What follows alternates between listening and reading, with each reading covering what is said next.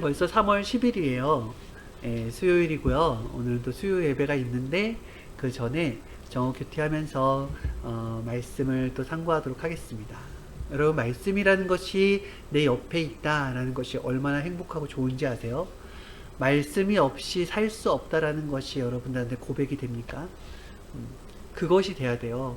말씀 없이 내가 살 수 없어야지만이 근본을 깨달은 거가 돼요. 안 그러면 말씀 없이 살 수 있다, 하나님 없이 내가 살 수 있다, 이렇게 되면은 한참 인생을 돌다가 깨달아야 된다는 것입니다. 말씀이 너무나 소중한 것이라는 것을 정말 알아야 돼요. 하나님 성령님처럼 온전하게 행하여라. 하나님, 온 인류의 표상은 바로 하나님입니다. 하나님. 그래서 하나님만 쳐다보고 말씀만 듣고 행하는 모든 자들이 되어라 라고 할 정도로 하나님은 바로 온 인류의 표상의 하나님이세요. 누구의 하나님? 기독교의 하나님? 그냥 믿는 자들의 하나님? 여기가 아닙니다. 온 인류, 창조된 모든 만물, 돌, 나무, 산, 바다, 모든 것들의 근원에 다 하나님이 창조주이기 때문에 그 창조물들도 다 하나님께 깨닫고 영광을 돌리는 거예요. 인간도 하나님께 깨달았으면은 영광을 돌리고 감사하며 살겠죠. 하나님의 행하심은 하나도 뺄 것도 없고 더할 것도 없다. 오직 하나님만이 답이고 하나님만이 유일한 길이다. 여러분 믿습니까? 이것을 깨달아야 돼요. 이것이 근본이에요. 하나님은 천지 창조를 하셨죠. 그리고 인류도 누가 창조했습니까? 나 누가 만들었어요? 엄마 아빠가 만든 거 아니죠? 엄마 아빠는 나를 이렇게 생기게 구상할 수 없습니다. 다른 사람이 나왔겠죠. 구상해서 만들었다고 한다면 하나님이 만드신 거예요. 하나님이, 오직 하나님이 어머니 아버지의 유전자를 쓰고서 하나님의 구상과 계획대로 만들어진 것입니다. 어찌 보면은 모든 부분들이 그래요. 그래서 하나님이 지금 만들어 놓은 모든 것은 하나도 흠이 없고 하나도 모순이 없고 온전하게 행하셨다. 우리가 성경에 보면은 질그릇, 금그릇, 은그릇, 동그릇 다 나오죠. 그죠? 그래서 이런 사람, 요런 사람, 요런 사람, 요런 사람 다 나오죠. 이 모든 것들이 하나님의 계획하심이 있다고 했어요. 그리고 그 쓰여짐이 다 달라요. 그래서 나는 왜 이렇게 태어났지? 나는 왜 이렇게 태어났을까? 나는 왜 이렇게 태어났지? 나는 왜 이렇게 태어났지? 이렇게 할 필요가 없다라는 것입니다. 달라요. 그 쓰임새와 그 행하는 목적과 메시지가 다르다라는 거예요. 그래서 자기라는 하나님이 나를 만드셨다라는 것에 자부심을 느껴야지 나랑 누구랑 비교를 하면서 한탄해하고 서운해하면 안 된다라는 것입니다. 항상 뜻으로 만든 게 나예요. 나라는 사람은 하나님의 뜻으로 만들어졌다. 그래서 내가 해야 될 뜻이 있다라는 거예요. 그래서 저라는 사람의 수명도 다릅니다. 여러분의 수명과 저의 수명이 같지 않아요. 당장 내일 하나님이 나를 데려가신다면 저는 가는 거죠. 그죠? 뜻의 기간이 거기까지니까. 그래서 나라는 모든 사람이 나의 뜻대로 움직여지지 않고 하나님의 뜻대로 움직여진다. 그렇게 절대성을 두고 창조되었다라는 그런 정확한 인식이 있어야 돼요. 그리고 상대성이라는 건 무엇이냐? 나에게 정확하게 주어졌지만 하나님은 절대성을 두고 주용이는 이때부터 이때까지 이런 일을 하면서 살게 창조를 해놨지만은 그렇다고 로봇으로 너는 무조건 이렇게 살고를 정해놓은 것이 아니라 너가 그것을 깨달으면은 하나님이 창조한 대로 뜻을 이루면서 최고의 멋있는 인생을 살게 될 것이고, 하지만 너가 이렇게 주어졌다 할지라도 너가 원하지 않으면은 너는 원하는 일을 할 수가 있다. 하나님이 사랑하기 때문에 인생을 로봇처럼 살게 만들어 놓지 않고 내가 선택하게 만들어 놨어요. 하지만 그 선택에 대한 책임은 내가 져야죠. 그래서 운명의 절대성과 상대성을 같이 창조해 놓으셨다라는 것을 여러분들이 인지를 해야지 하나님이 창조하신 것에 대한 이해를 할 수 있고 깨닫고 감사하면서 뜻을 이루면서 갈 수가 있다는 것입니다. 하나님은요, 우리를 항상 온전하게 대해 주십니다. 온전하신 분이니까 항상 우리를 온전하게 대해줘요. 하지만 우리는 하나님을 온전하게 대하지 않습니다. 우리는 하나님을 막 분석해요. 진짜 계신가? 진짜 하나님 이걸 다 만들었는가? 아닌 것 같은데. 하나님이 진짜 나를 사랑하시나? 아니면 모든 사람들을 사랑하시나? 하나님은 진짜 선이신가? 하나님은 진짜 멋있게 생기셨나? 하나님은 정말 괴물같이 생기셨나? 우리는 계속 의심을 하면서 온전하지 못하게 하나님을 대하지 않습니까? 내가 깨달을 때까지는. 그죠? 하나님은 그러한 우리의 성장의 기간, 생각과 정신의 성장의 기간까지도 다 품고 안으시고 기다려 주신다는 거예요. 아담과 하와도 탈락됐어요. 온전치 못하여 탈락됐습니다. 하나님 품 안에 있는 게 좋다라는 것, 하나님의 말씀을 듣고 하나님의 법을 지키는 게 좋다라는 것을 잊어버리고 사탄의 말을 듣고 사탄의 방법을 쫓아서 살려고 했기 때문에 탈락된 거예요. 그죠? 온전한 것이 하나님이라는 것을 깨달아야 돼요. 그래야지 하나님의 뜻대로 살고 싶어 합니다. 하나님이 온전하다는 걸 깨닫지 못하면 어떻게 살아요? 세상이 온전한 줄 알고 세상의 방식대로, 세상의 가르침대로 살게 된다는 것입니다. 이 인류는 하나님의 가르침대로 산 소수의 사람들과 세상의 뜻대로 산 다수의 사람들로 나눠지게 되어 있죠. 그래서 세상이 지금 이렇게 흘러가는 것은 세상의 뜻대로 산 사람들의 결과물인 것입니다. 이것이 좋으면 이렇게 살아야죠. 하나님의 절대적인 뜻을 이루려면은 온전해야 이룰 수 있다. 온전치 못하잖아요. 그러면은 온전하게 될 때까지 계속 내가 행한 대로 고통을 받게 돼요. 온전하게 될 때까지 나는 형벌을 받고 살고 있다는 것입니다. 그죠? 내 마음대로 한다고 보세요. 내 마음대로는 저 사람을 막 취하고 싶어요. 저 사람을 때리고 싶어요.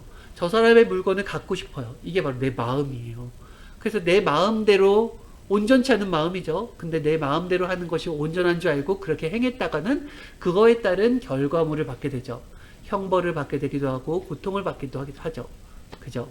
과거에 폭력을 행한 사람들, 그때는 그 당시에 내가 힘이 세고 내가 주관하고 내가 있는 그런 모든 서클의 모든 규율을 지키기 위해서, 이걸 존재화시키기 위해서 내가 폭력을 행사했어요. 상대방의 마음을 헤아릴 수 있을 정도의 그런 마음과 생각의 깊이가 있지 않았어요. 하지만 내가 행했던 것은 그때의 결과를 못 봤다 할지라도, 그때는 나를 위해서 좋았다 할지라도 나중에는 그 사람에게 해를 준 거에 대한 고통을 받지 않습니까? 이와 같이 항상 온전치 못하게 행한 것은 반드시 어느 때가 되든 반드시 결과를 내가 지게 된다는 것입니다.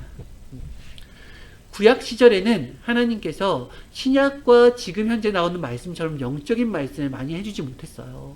구약에서는 사람들이 아직까지 생활의 수준이 너무 낮은 차원에 있었기 때문에 수많은 범죄를 저질러도 그만큼의 형벌을 받지 않고도 살 수 있는 때였고요. 그리고 굉장히 질서가 없는, 정말 짐승에서 갓 벗어난 정도의 수준의 그런 삶을 살 수밖에 없었습니다. 그래서 그때는 영적인 말씀, 상대의 마음을 헤아리는 말씀보다 현상에 대해서 말씀해 주셨어요. 이것은 해라, 이것은 하지 말아라. 이것을 하면 벌을 받는다. 이렇게 하면서 십계명을 가르쳐줬죠. 부모를 공경해라. 나 외에 다른 신을 섬기지 말아라. 형제의 것을 함부로 훔치지 말아라. 형제의 아내를 탐하지 말아라. 여러 가지 하나님이 정확한 최소한의 법을 가르쳐 준 거예요. 그렇게 구약시대는 하나님의 말씀을 절대 지켜야 되는 시기였기 때문에 하나님이 사랑으로 대하는 것보다는 보다 주인과 종의 입장에서 강하게 말씀하셨어요. 그래서 구약시대는 하나님을 감히 쳐다보지 못하고 엎드리고 절하고 하나님께 바로 나가지도 못하고 제물로 드리면서 나갔죠. 그러나 그 시대는 그것이 온전한 것이었습니다. 말씀을 지키는 것, 율법대로 하는 것, 하나님을 두려움과 떨림으로 알고 그래서 그 말을 절대적으로 지키는 것, 이것이 바로 구약시대의 온전함이었어요. 그런데 이렇게는 시간이 흘렀을 때 이제 살 수가 없어요. 왜냐하면 존엄성이잖아요. 사랑이라는 단계를 표현할 때 어떤 주종적인 관계에서는 사랑을 논할 수가 없어요. 사랑이 되려면은 어느 정도 상대격이 올라와야지 사랑을 논할 수가 있는 것입니다. 그래서 신약 때는 보다 영적인 말씀을 주셨어요.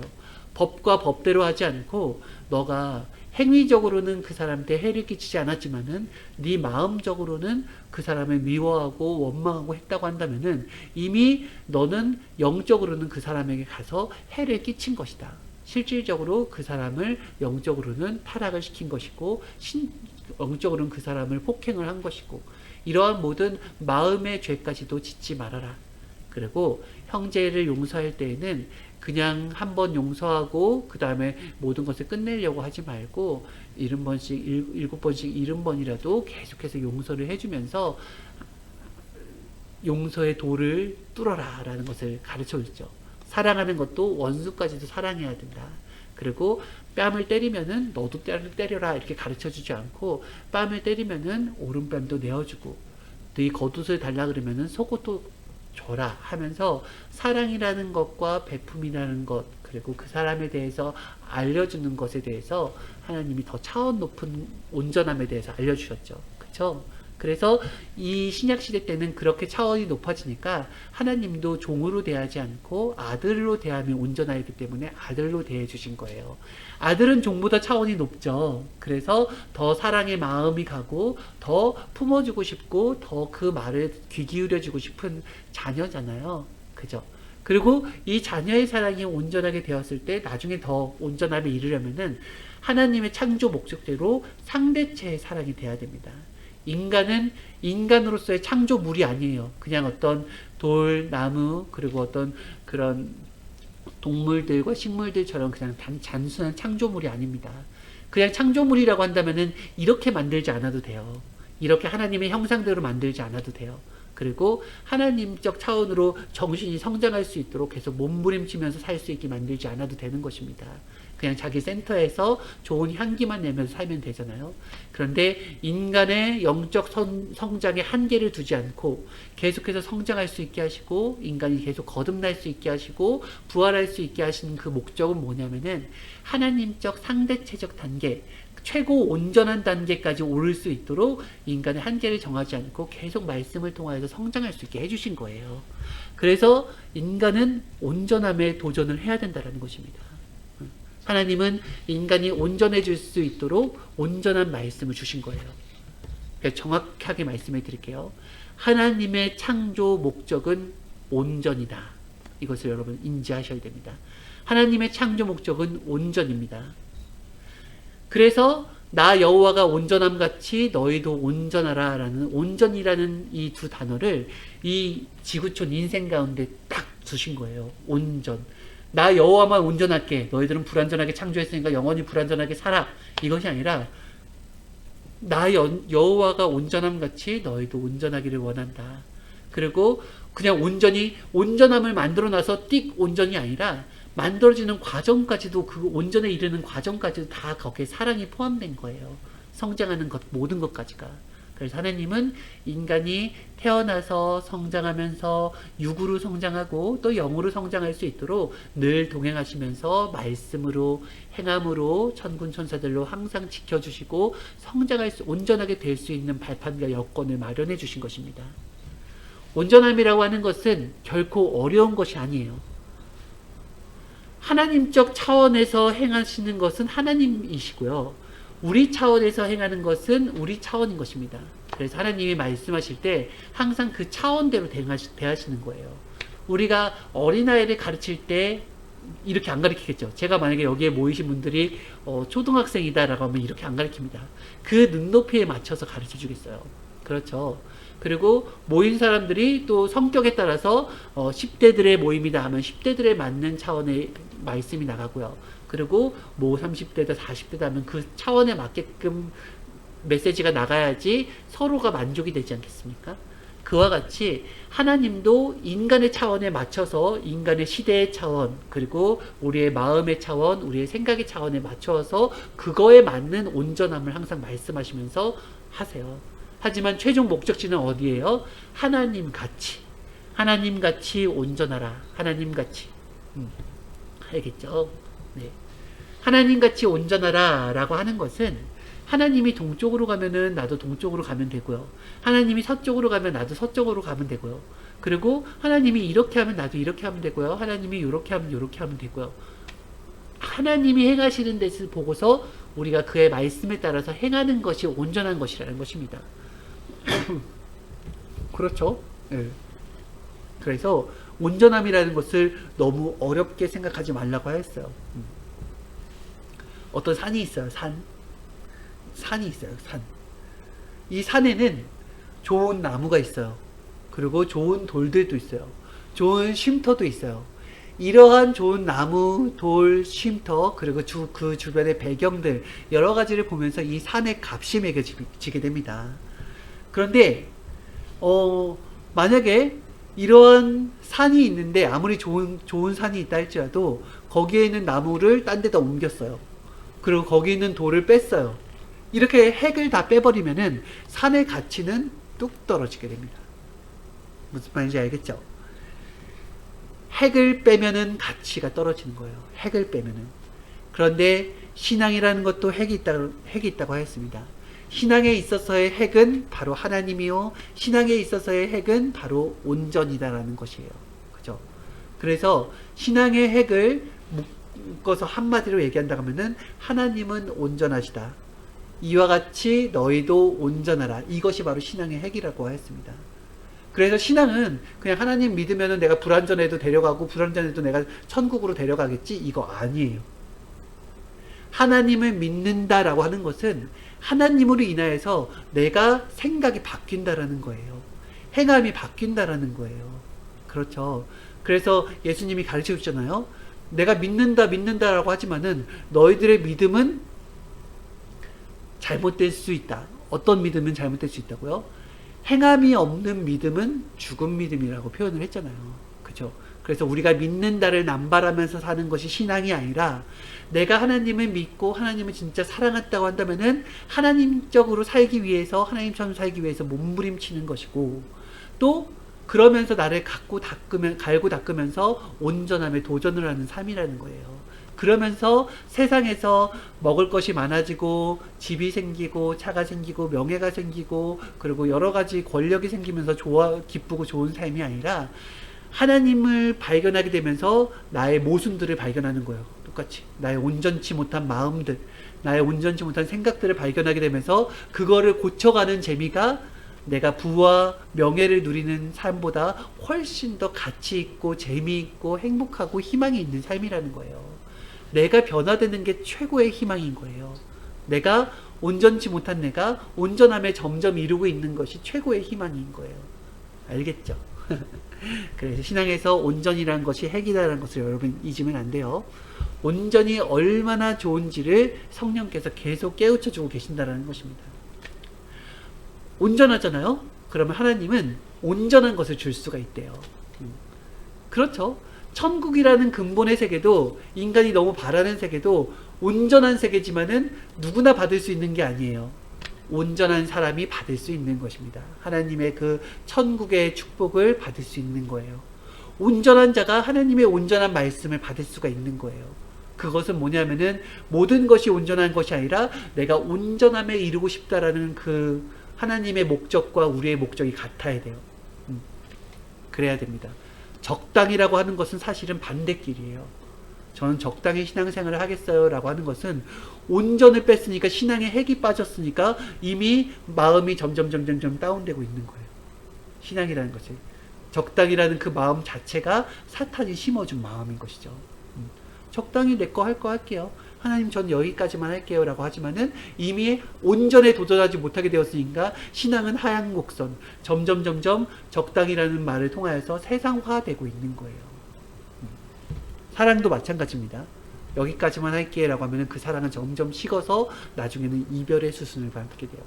늘 한결같이 첫사랑을 생각하면서 계속 사랑에 도전하고 사랑의 온전함에 도전하고 사랑의 깊이에 도전을 해야 된다는 것입니다. 완전한 자에게는 주의 완전하심을 보여주고요. 깨끗한 자에게는 주의 깨끗하심을 보여주고 사특한 자에게는 주의 사특함을 보이셨다라고 성경에 말씀해 주셨어요. 이 말씀은 다윗이 썼거든요. 다윗에게는 하나님의 완전함을 보여줬어요. 그래서 다윗이 충격적으로 깨달았어요.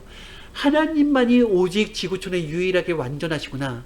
내가 하나님을 믿고 하나님을 늘 모셔야지 이 나라를 나의 힘으로는 도저히 할 수가 없는데 하나님의 지혜로 해야지 이 나라를 잘 다스릴 수가 있고 백성들의 마음을 만족시켜 줄 수가 있겠구나. 이걸 깨달았으니까 다윗은 왕이 돼서도 하나님을 늘 모시려고 했던 거예요. 하나님이 온전하다라는 것을 깨달았던 거예요. 그런데 다윗과 반대되는 자 바로 사울이었죠. 사울은 하나님이 온전하다고 깨닫지 못하고 내가 온전하다고 깨달았어요. 내가 대빵이다. 내가 최고의 권력을 갖고 있다. 다른 모든 것들은 다 나한테 굴복해야 된다는 것을 갖고 있었기 때문에 온전한 하나님을 모시지 못했고요. 하나님의 지혜를 받지도 못했고 불완전한 자신의 모습을 가지고 불완전한 행함을 그 땅 가운데 마구마구 행하였어요. 그러니까 그것에 대한 결과를 받게 되죠. 행한 것에 대한 결과를 나중에 받게 되었죠. 그렇죠? 예.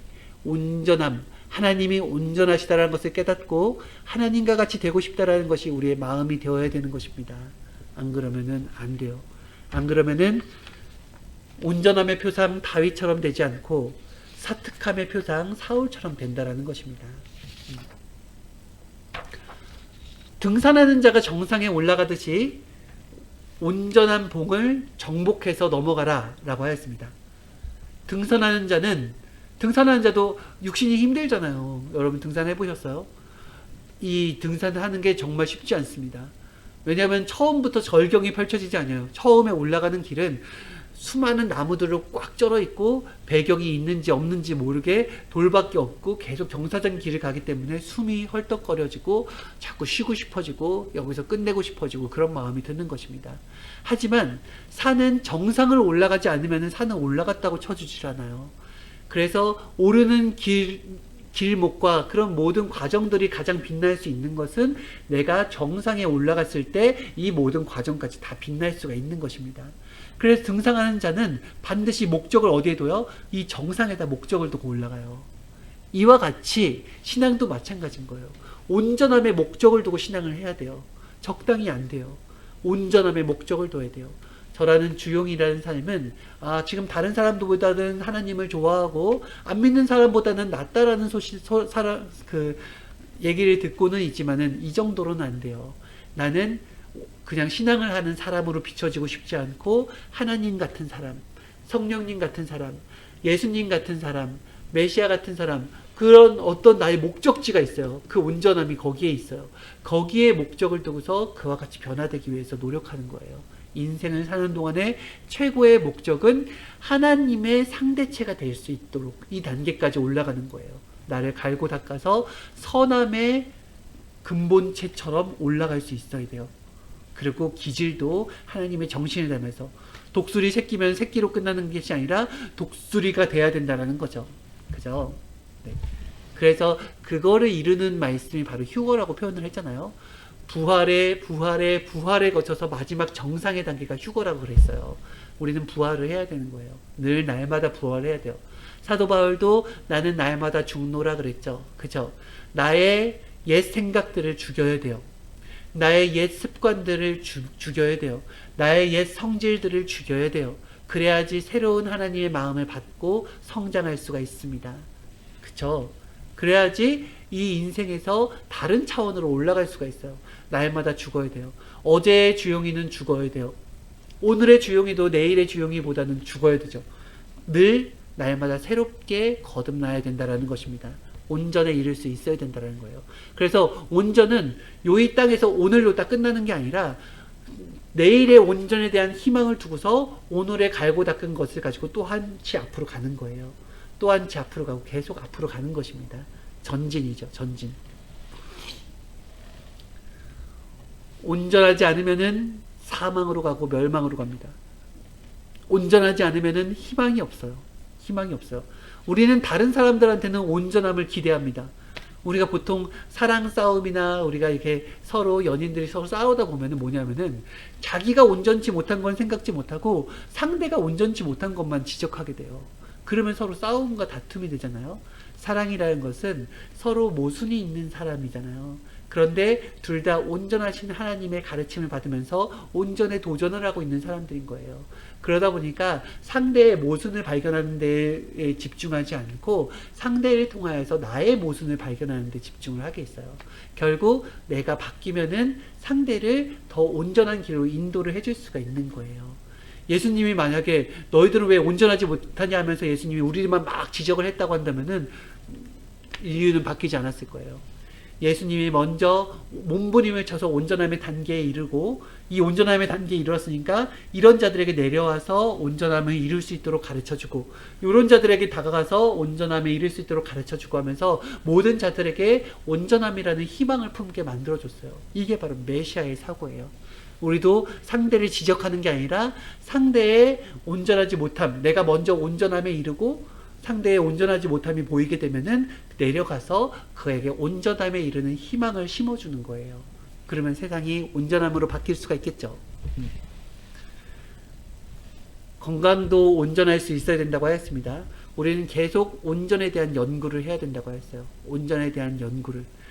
정신에 대한 온전, 생각도 온전, 마음도 온전, 행실도 온전할 수 있도록 늘 온전에 대해서 연구하면서 오늘도 내일도 온전에 이르기 위해서 늘 연속되게 몸부림을 쳐야 된다는 것입니다. 생명들에게 얘기를 할 때에도 온전한 걸 심어줘야죠. 자기 주관을 심어주면 안 되잖아요. 그렇죠. 북한을 보세요. 북한에는 어떤 생각이 들어가고 있어요? 하나님의 생각을 근본적으로 차단시켰어요. 어떤 종교, 어떤 것에 들어오는 걸 딱 차단시키고 오직 주권자의 생각과 정신을 무조건 최고로 하고서 그때부터 막 심어주기 시작합니다. 그러니까 사람들이 온전하게 바뀌어요? 안 되죠. 불완전한 생각이 계속 들어가는데 어떻게 온전하게 되겠습니까? 자기의 주관을 심어주면은 그 주관대로 움직여야 돼요. 그래서 북한의 사람들은 그렇게 그 독재자의 주관이 들어간 그런 삶을 살 수밖에 없는 불완전한 인생이 될 수밖에 없는 거예요. 어서 달라지려면은 그리스도의 반석을 심어야 됩니다. 그리스도의 주관을 심는 거예요. 우리가 생명들을 다룰 때도 우리의 주관을 넣어주면은 불완전한 생명이 탄생하게 돼요. 하나님의 주관, 하나님 온전한 것을 넣어줘야 돼요. 온전한 것을. 하나님께 맡기는 자가 온전한 자이다. 그래서 모세도 하나님께 맡겼고요. 노아도 하나님께 맡겼고요. 욥도 하나님께 맡겼고요. 아브라함도 하나님께 맡겼습니다. 하나님께 맡기는 자, 먼저 하나님이 온전하신 분이라는 것을 인정하는 자, 그리고 그 온전함이 이 땅에 이루어지기를 소망하는 자, 그가 바로 주님의 마음을 받은 자요, 주와 일치된 자요, 주의 뜻을 이 땅 가운데 이루려는 자가 되는 것입니다. 그래서 하나님에 대한 절대성을 꼭 가져야 돼요. 여러분, 아직도 하나님을 의심하십니까? 아직도 메시아를 의심하십니까? 그거는 안 된다 그랬어요. 의심해서 나한테 돌아올 게 뭐 있어요? 그럼 다른 데서 온전함을 찾겠다라는 것입니까? 절대 하나님의 온전하심을 절대 믿고 성경의 온전함을 믿고 그 행함대로 나도 온전하려고 목표를 잡아야 되는 것입니다. 여러분 할 수 있겠죠? 저 여러분 모두 온전함에 도전하는 자가 됩시다. 여러분 안녕히 계세요. 다음 시간에 만납시다.